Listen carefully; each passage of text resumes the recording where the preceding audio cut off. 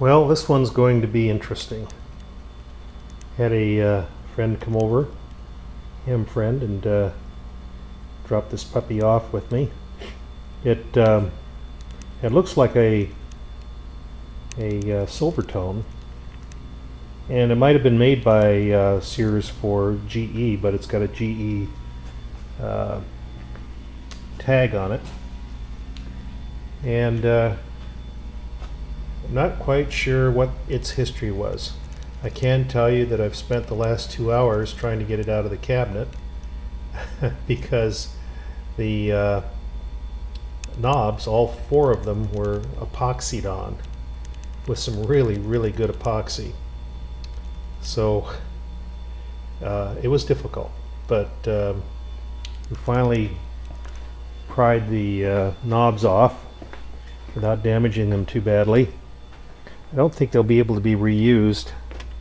I've got one that's good for sure. The other one doesn't look too bad, although it did have some double back tape in there. I'm not sure what that was all about. This guy definitely was epoxied on, and this one here was also epoxied on. This one looks like the others, but it doesn't have a set screw.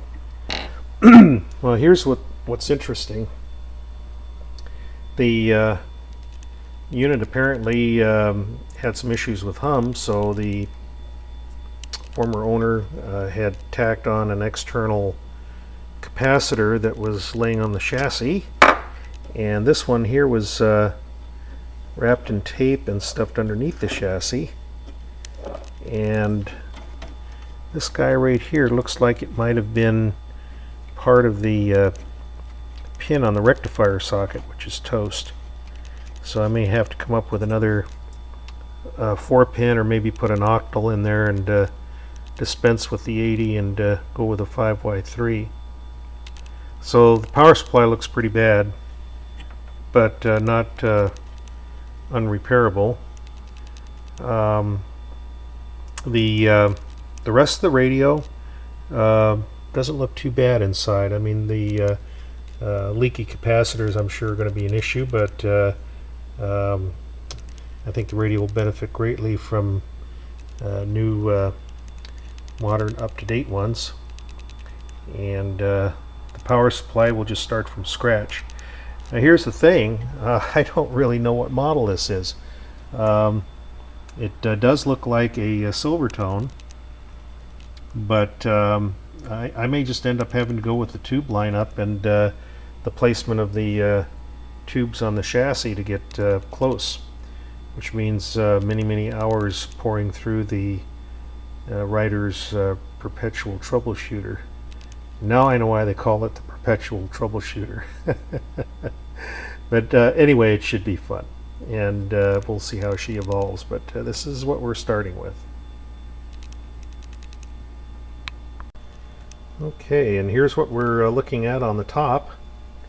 We've got several controls. One of them looks like it might be a band switch. It's a pull out, push in type of switch down here in the lower right hand corner. This appears to be the on-off volume control. This one right here looks like it might be a 2-position tone control, maybe. Don't know. This one appears to be the tuning, and it's sticky. Does look like the inner workings might need a little bit of attention, but that shouldn't be a problem. The rest of it looks like it's all here. The capacitor, tuning capacitor, looks undamaged, and it looks like the folks that might have been going for a capacitor repair were hoping to maybe go with a topside adaptation or something. I'm not quite sure, but we're going to do something a little bit differently. Rectifier sockets had it, so we're going to drill that out and maybe put an octal socket in there, unless I can come up with a 4-pin, but easier to get 5Y3s. And we'll see if we can't find some more information, drawing information, on the writer's publications. The electrodynamic speaker was removed. There's 4 wires here, but I should be able to figure that out. And we'll end up hopefully replacing the power cord and putting a fuse on this guy. Transformer doesn't look like it's been leaking or anything, but don't know yet till we try and power it up. So there we have it, a unknown GE radio, or who knows. Could be a Sears Silvertone masquerading as a GE. I'm going to look a little bit closer and see if I can't find some numbers, but this is it. In our first investigation to try and determine the tube lineup, looks like this one is a 6A7, which is probably some kind of a pentagrid converter of some kind. And this one right here is a 6Dog6. I'm not sure exactly what that is. Have to look it up. This one has no numbers on it at all. Can't quite figure out what it is. This one here is a 41, which is probably an audio output tube. This one's a Type 80 dual diode full rectifier. It's full wave rectifier, and that's it. 5-tube radio. So we'll see if we can't find something similar drawing wise, and that'll make things a heck of a lot easier.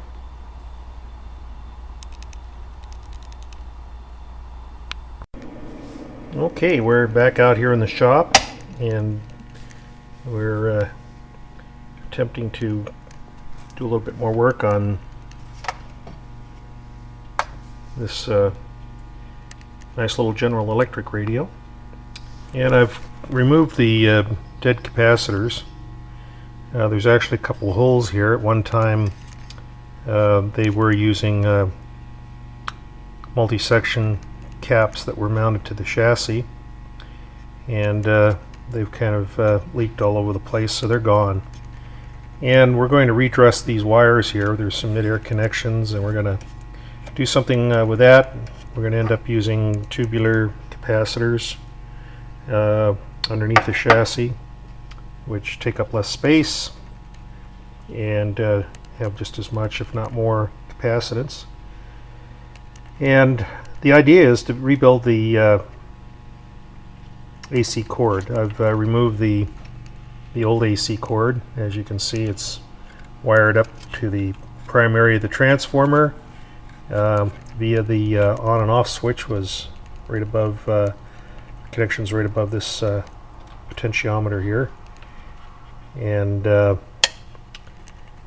we're going to wire up a fuse holder on top of the chassis so one can get a hold of it and get the power supply running. We've got a Type 80 rectifier tube down here. I'm not sure if the socket's still serviceable, but we'll take a closer look at it. Looks like somebody drilled a hole right in the middle of the socket, and I'm not quite sure what the purpose of the hole was. 4 pins is 4 pins, but it's a very simple power supply. Simple, and we're going to go ahead and proceed and restore the power supply first, and then go from there.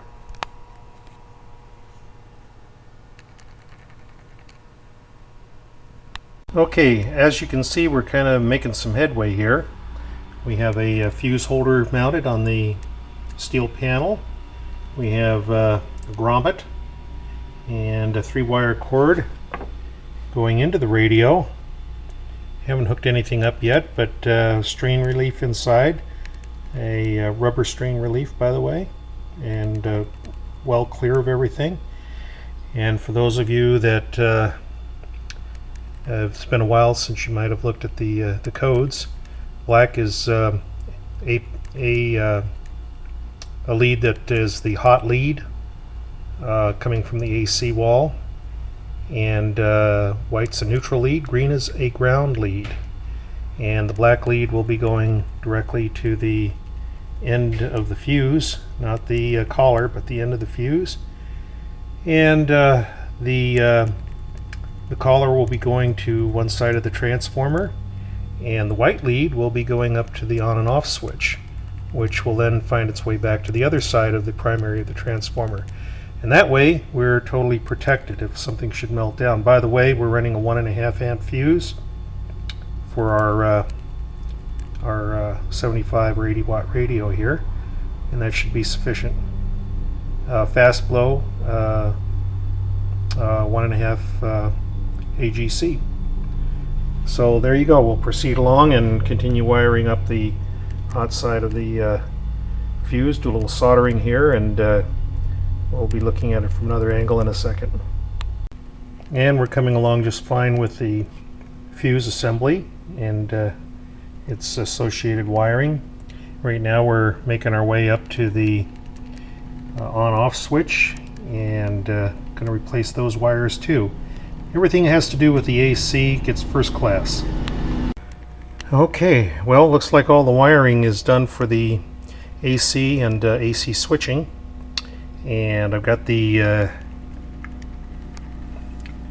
plug here, and there's the meter, and let's turn it on, and look at that. While we're working on the power supply, I might also make a couple of comments about the power supplies.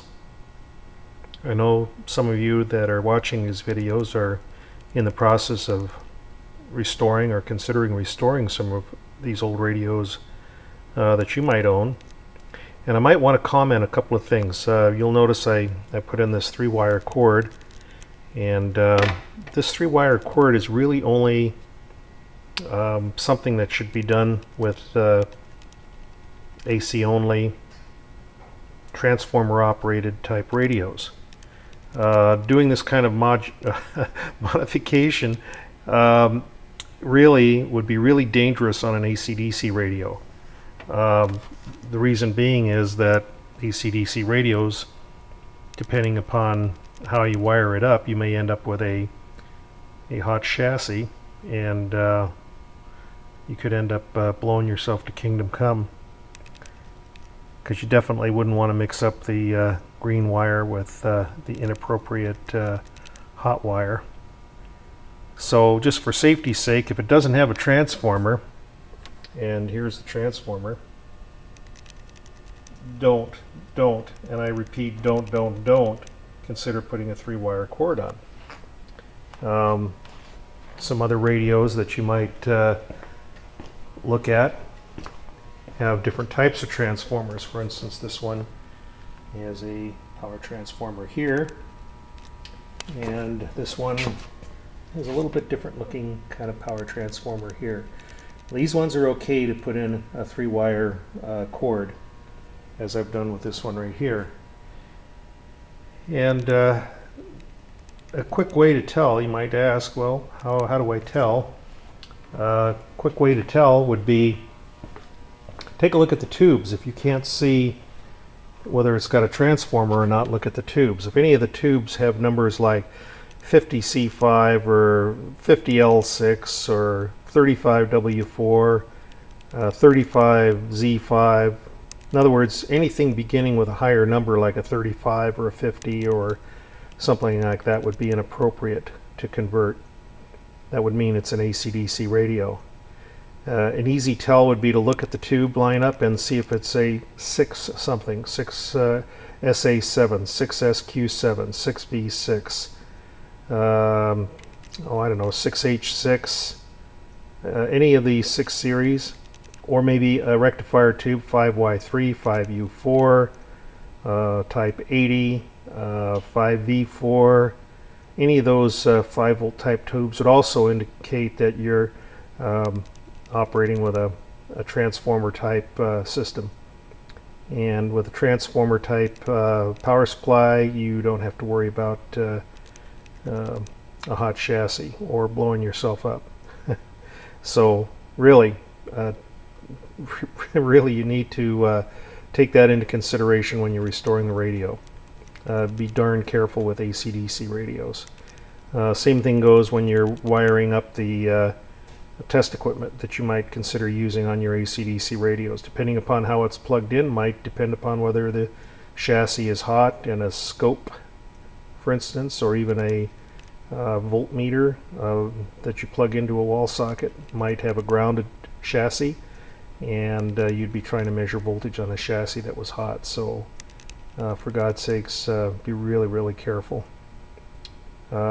Anyway, more about that later. I guess I've played that fiddle long enough. We're going to press on here and get ready to fire this thing up as soon as I can come up with some electrolytic capacitors to put in place of the ones that we've just removed.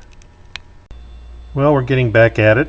It's early in the morning, and we're going to see if we can't get the power supply running today, if at all possible. So we're starting out by redressing and shortening up some of the leads that were packed in there, and let's see what we end up with. Maybe we can retrieve or salvage this socket. And proceeding along, just pull this guy out. This appears to be a 2-section capacitor, and looks like it's seen better days. And one end goes to the plate of the audio output, and the other one is a 0.1 that goes to the B plus for whatever reason. But we've got some new ones to fit in its place. But wow, that does definitely look pretty gnarly in there. Maybe it tests good though. We'll get a chance to check that out a little bit. Okay, well, we're making some significant headway. I've got several of the really old capacitors removed that had to do with filtering, and we've replaced the filter caps and actually found better locations for them because they're smaller. And we're going to go ahead and start to rewire the speaker, which apparently had the cord chopped to it. So we'll get that straightened out, and then maybe we'll toss some power to this thing, see what happens. And we also have the speaker cleaned up, redressed, and re-terminated. So hopefully this is going to work. Okay, well, the moment of truth. We're going to power this thing up and see what we get. I've got it pretty well checked out. I don't see any B plus shorts, no high voltage shorts. I've got the speaker connected back up, and I've got the fuse in. I've got the rectifier tube out. Yeah, I'm a big chicken, I guess, but I'm going to turn it on, see if the filaments work, see if it lights up. And wow, okay, we got some light. Looks like I'm going to have to take that dial completely apart to clean it up though. Looks pretty dirty inside, but that shouldn't be too difficult. And it looks like the tubes are lighting up. Okay, great. Alright, well, here we go. I've got the rectifier tube, one type 80, and I've kind of cleaned up the socket, so I'm hoping this is going to work. And it'll either blow the fuse or we'll get something out of it, hopefully. There we go. Got B plus according to the meter. I'm getting noise. Okay, some noise. Alright. Well, let's see if we can get one of the local stations.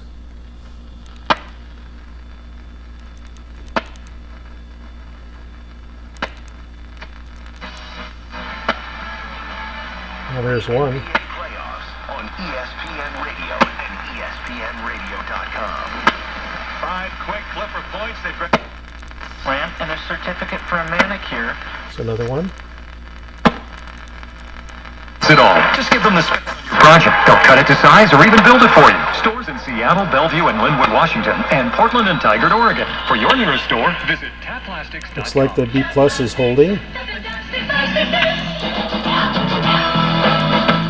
Whether you're an active daily trader Wow, or it just sounds managing pretty good, your own actually. retirement funds, StockCharts.com will make you a better investor. Easy to use financial charts help you. Well, I don't know how long it's been since this has run, but it's definitely working now. Best financial charts. Thrilled to the sight of Dustin Ackley lining. Well, we'll continue to replace old capacitors, and at least we have a place to start from. Clean the dial up a little bit more. And change out some of the old leaking capacitors, and we can only go uphill from here. It's going to get better, but we got a working radio. Well, I think we're about there. I've got all of the capacitors, at least all the wax capacitors, replaced. There's some micas in there that don't appear to be bad, so I'll not muck around with them. But looks like about 18 capacitors all in all.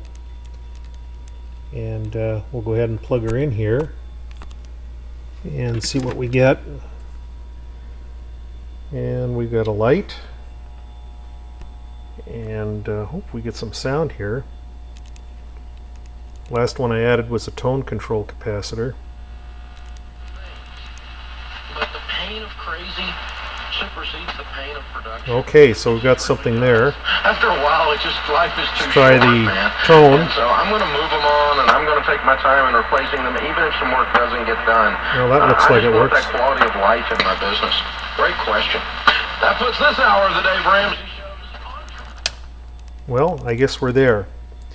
I guess all we need to do now is get this back in its cabinet. But before we do that, I think we're going to have to take this front cover or panel off and clean the back of the dial. So there you go. Okay, well, I think we're all ready to put this back in the cabinet. I've got all the bugs pretty much out of it, and got the dial cleaned out as best I can. And the dial lights both work, all the tubes check good. Transformer's great. Replaced 17 capacitors and 6 resistors, and it's all been calibrated. And let's try it out. I've got it on shortwave. I'm going to try and see if I can't get a shortwave station. I don't know what we're going to get here. This one's got 5.5 to 16, and I've got test clip lead on it, so I'm going to see if I can't. I'll see if I can get WWV or something strong here. And a little bit of electric fence in the background.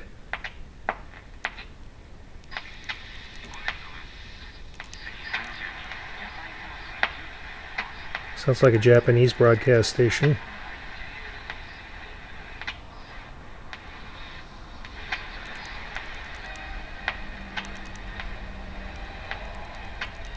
Sound Juni, I think that's 352 in Japanese.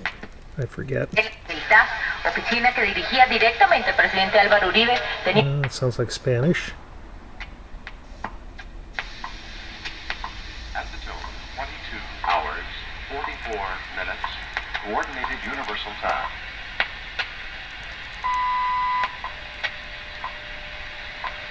Well, it looks like we have our WWV, and that's with the test clip lead. I'm impressed. All right, let's go to broadcast. Electric fence is pretty noisy. And that's the thing, guys doing it so relentlessly, it just breaks. I was originally in botany, for example, in my early degree, and my master's degree was in that. System. Go to York.com for rebates up to $1,300 off. Built right, built by York, and installed by the best. Blowers on baseball. Mike Blowers is a veteran player in the major leagues for a number of years. Weighs in on what it must be like right now for Brendan Ryan, for Ichiro, for the veterans who have been called out by their skipper. Blowers on baseball is next.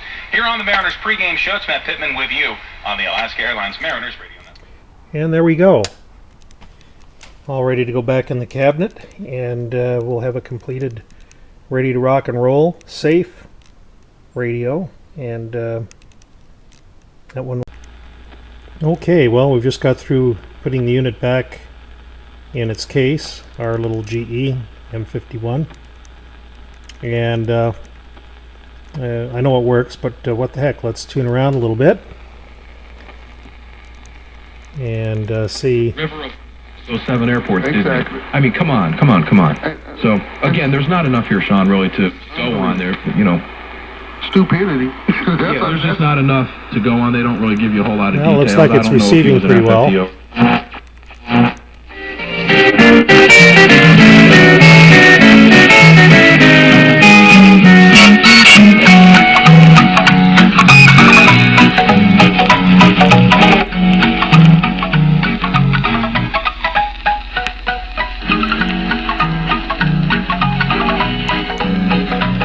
Well, looks like our repair job's going to work out pretty good.